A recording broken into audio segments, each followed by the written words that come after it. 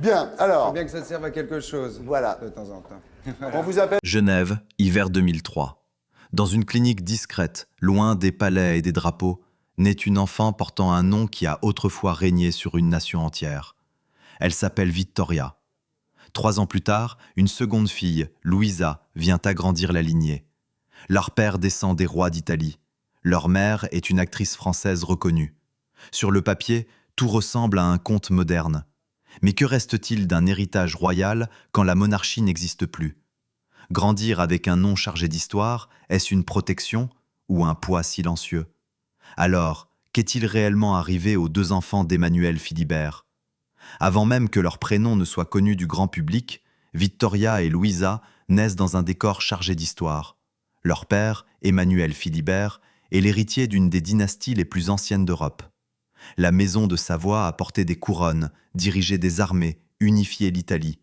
Leur mère, Clotilde Courreau, incarne quant à elle la réussite artistique française, passée par le théâtre, le cinéma d'auteur et les grandes scènes européennes. À leur naissance, 2 mondes se rencontrent, l'aristocratie et la culture populaire, la tradition et la modernité. Dans les premières années, tout semble dessiner l'image d'une famille idéale. Les apparitions publiques sont rares, mais toujours maîtrisées.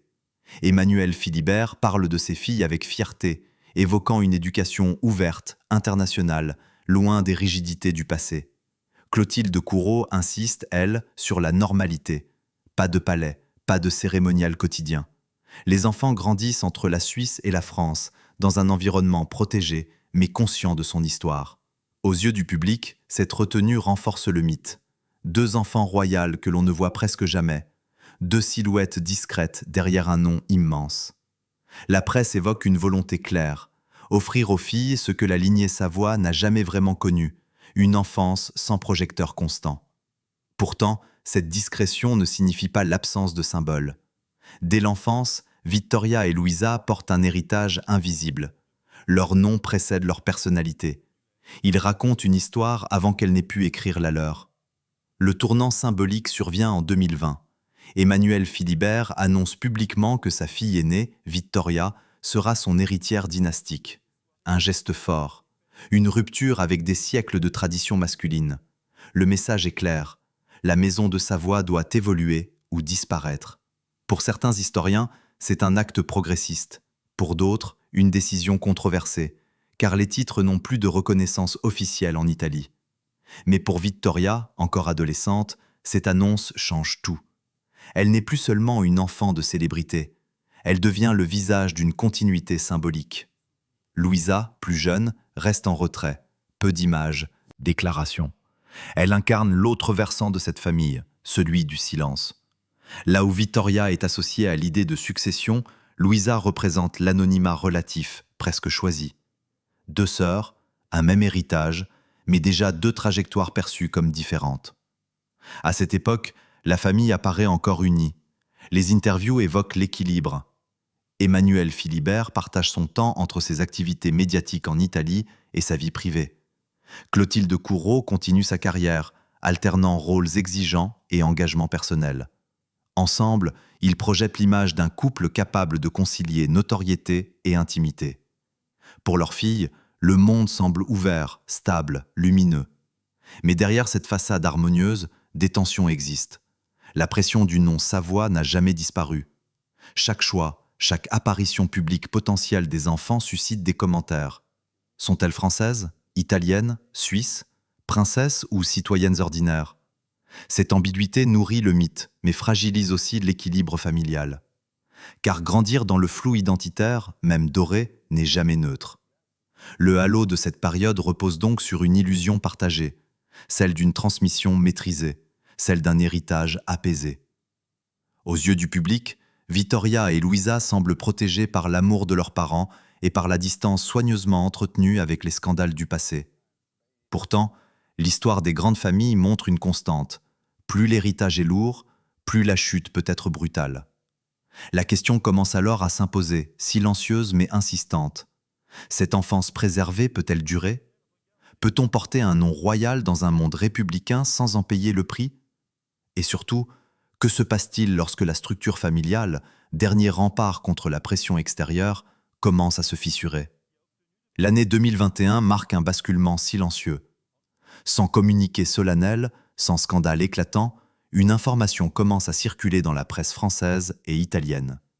Emmanuel Philibert et Clotilde Courreau ne vivent plus ensemble.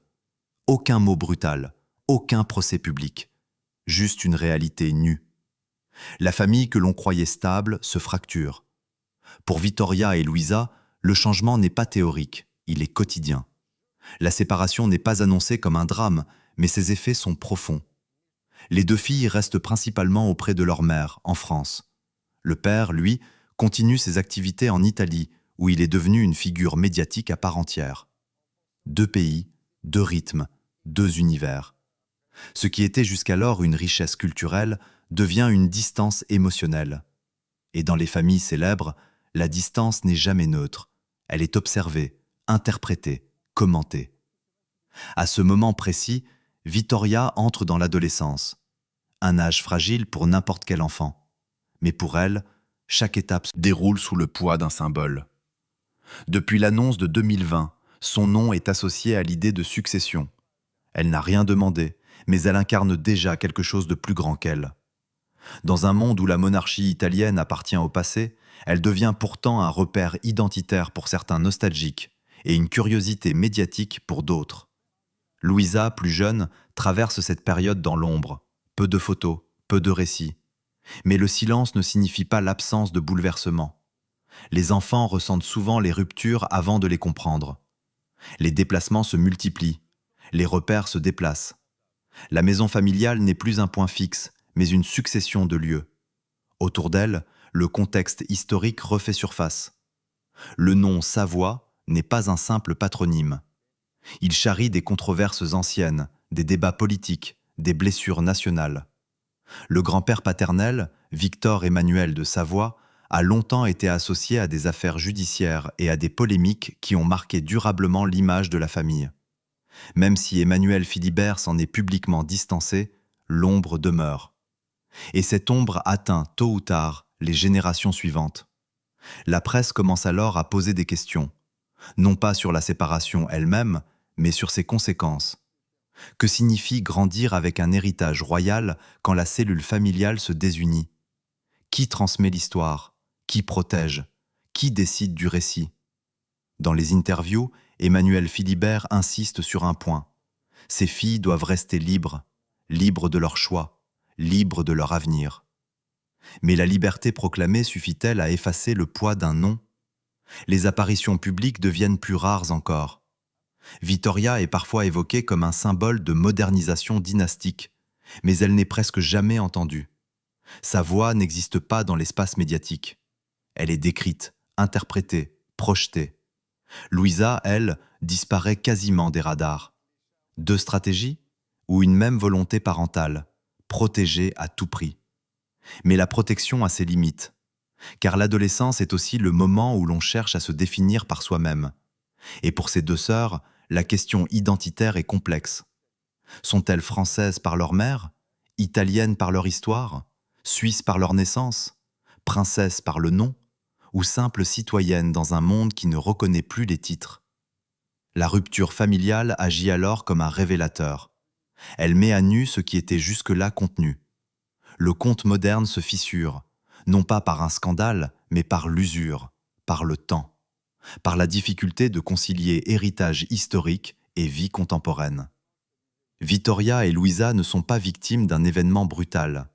Elles traversent quelque chose de plus diffus, plus lent, mais tout aussi déterminant, la fin d'une illusion d'unité. À partir de là, la trajectoire commence à se dessiner sans être encore visible. L'une semble appelée à représenter une continuité symbolique. L'autre paraît choisir ou subir l'effacement. Et une question s'impose, de plus en plus pressante. Comment se construire lorsque la famille, dernier refuge face au monde, n'est plus un bloc solide? Ce moment de rupture ne fait pas la une des journaux. Il n'a pas de date officielle. Mais il marque profondément la suite de l'histoire. Car après la séparation, il ne s'agit plus seulement d'héritage ou de titre, il s'agit de vérité, de ce qui se passe réellement derrière les portes closes, et surtout de la manière dont chaque enfant va affronter ce legs invisible. En réalité, ce qui façonne le plus profondément Vittoria et Louisa ne se voit pas. Ce ne sont ni les titres, ni les débats autour de la maison de Savoie, mais une pression plus intime, plus silencieuse. Grandir avec un nom chargé d'histoire signifie être constamment regardé à travers un prisme qui n'est pas le sien. Chaque silence est interprété, chaque absence devient un signe, et chaque choix personnel semble devoir répondre à une attente collective. Vittoria se retrouve très tôt au centre de cette projection. L'annonce de son statut d'héritière symbolique n'a pas seulement bouleversé la tradition dynastique, elle a aussi fixé sur elle un regard permanent. Pour certains, elle incarne l'avenir d'une lignée, pour d'autres, une simple curiosité historique. Mais pour elle, cette désignation arrive avant même qu'elle ne puisse se définir. Peu de jeunes filles portent ainsi une histoire qui les précède et les dépasse à la fois. Dans les faits, Vittoria poursuit une scolarité discrète, tournée vers l'international. Aucune déclaration politique, aucun rôle public affirmé. Elle n'est pas préparée à régner, mais à comprendre, à observer, à choisir plus tard. Ce décalage crée une tension constante entre ce que le public imagine et ce qu'elle vit réellement. Car la vérité est là, il n'existe aucun trône à hériter, seulement une mémoire à porter ou à laisser derrière soi. Louisa, elle, incarne une autre réponse à cette pression. Moins exposée, moins commentée, elle semble évoluer dans une sphère encore plus protégée. Mais cette protection a un prix. Être invisible, c'est aussi être absente du récit. Dans les grandes familles, celui qui disparaît des radars n'échappe pas toujours à l'héritage. Il le porte autrement, parfois plus lourdement encore, car sans reconnaissance extérieure. Les proches décrivent deux tempéraments différents. L'une réfléchie, consciente de ce que son nom représente, l'autre plus en retrait, cherchant avant tout la stabilité. Ces différences ne sont pas des oppositions, elles sont des stratégies de survie. Face à un héritage symbolique encombrant, chacun développe ses propres mécanismes. Certains affrontent, d'autres esquivent. Aucun n'est plus légitime que l'autre. La séparation des parents accentue ces trajectoires. La mère, ancrée dans la réalité culturelle française, offre un cadre rationnel, artistique, presque ordinaire. Le père, attaché à la transmission historique, insiste sur la mémoire, l'identité, la continuité. Entre ces deux pôles, Vittoria et Louisa doivent trouver leur propre équilibre.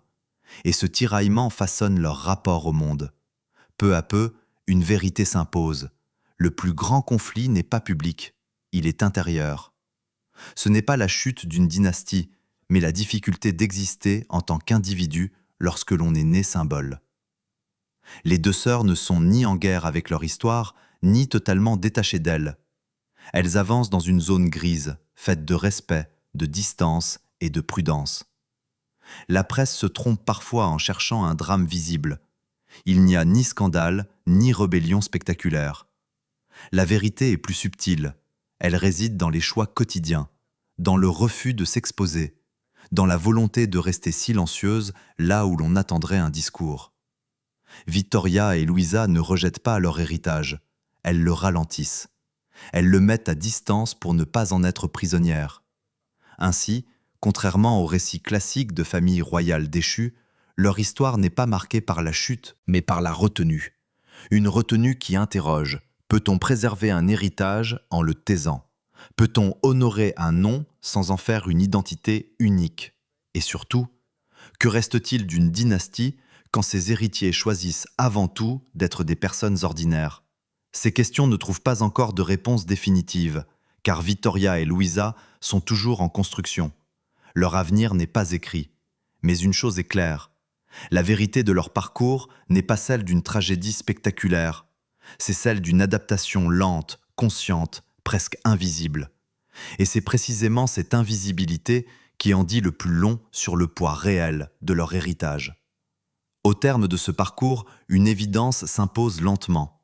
Ce qui est arrivé aux deux enfants d'Emmanuel Philibert n'est ni un scandale, ni une chute brutale, ni une disparition tragique.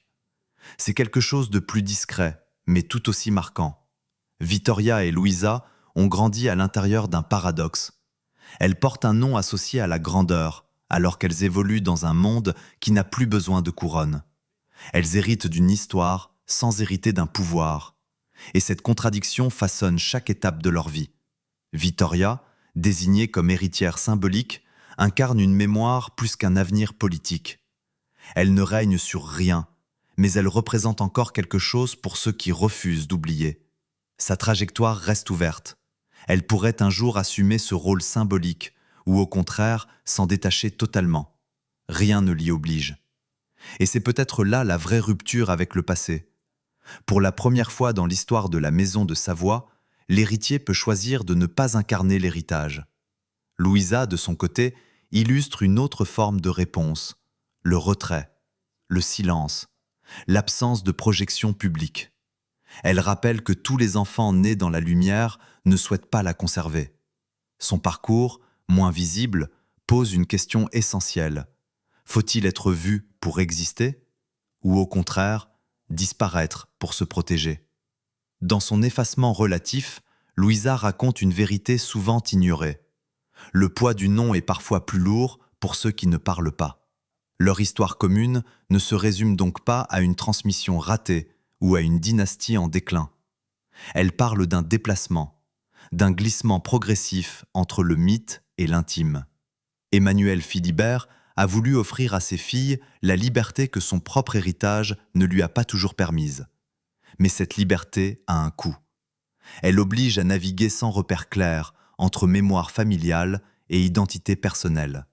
Alors, que reste-t-il vraiment de cet héritage? Pas un trône, pas un territoire, mais une question persistante, presque universelle.